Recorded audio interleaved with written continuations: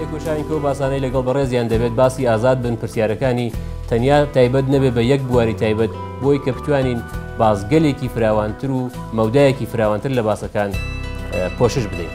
ژمارەی پێشمەرگەی کورد لە 2-3 کەس کەمتر بوو لە هەموو عێراق، بەڵام ژمارەی جاشەکان لە 500,000 کەسەوە. بە بڕوای ئێوە شۆڕشی کورد لە کوردستانی ڕۆژهەڵات پاشەکچەی کردووە و یادا بەزیوە یان لاواز بوو لەگەڵ یەکەمین فرسەت هەڵکوتێتە سەر دەوڵەت و جارێکی دیکە شۆڕشەکە پەرە پێ بدات.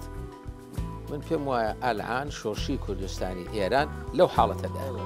لەوە دەزانم تۆ بەتەمای بەشەڕم بدەی لەگەڵ حیزبەکانی کوردستانی عێراق. شۆڕشەکانی کورد شۆڕشێکی تەبیعی بوون، دروستکراو نەبوون، ساختە نەبوون، کاری ئەم حیزب و ئەو حیزب نەبوون، ئارزووی عمومی خەڵکەکە بوو، ئارزوویەکی کە بەراوردە نەکراوە.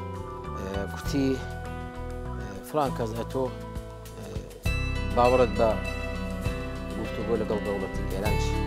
اینجا تۆ بە خۆت خەڵکی مەنتیقەی سەردەشتی.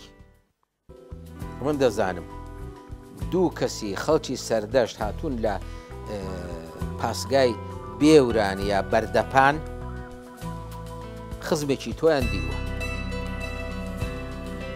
پیان کوتون بەو خزمەی خۆت بڵە ئەوە بۆ نایەن و دەوڵەت پێی خۆشە خۆ چاکەکەی چییە؟ پێشمەرگە نەبووە، پاسداری نەکوشتووە، 2000 جاری جەد و ئابادی خومێنی لە چاڵە دەرنەهێناوە، لەگەڵ سەری تۆ بە شایعەی سەرزارێکیش نەمبیستووە. چەندە ئەو 21 مادە چی و چی تێدا بوو؟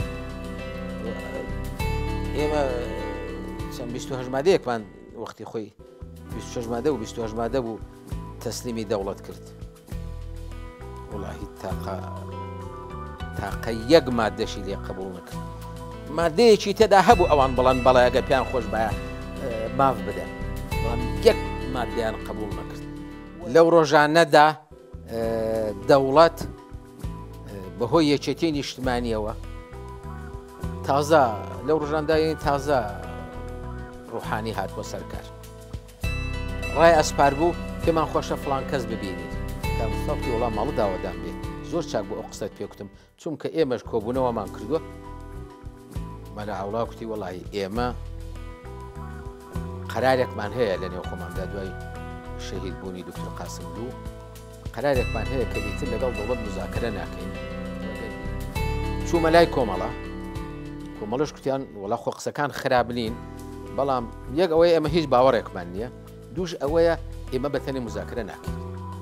جا لەبەر ئەوە کە بۆ جاری دووەم و سووەم هاتنەوە ئێرە لەو سلەیمانیە ڕێگای تەزاهوراتیان دابێ، مەگەر تەزاهوراتێکی کە بۆ خۆیان پێیان خۆشە و کوردیش دەبن بۆ خیابان هەڵی دەپەڕێنن. جگە لەوانە چه نیشانەیەکەیە کە ڕوحانی بەرەو ئەوە دەچێ؟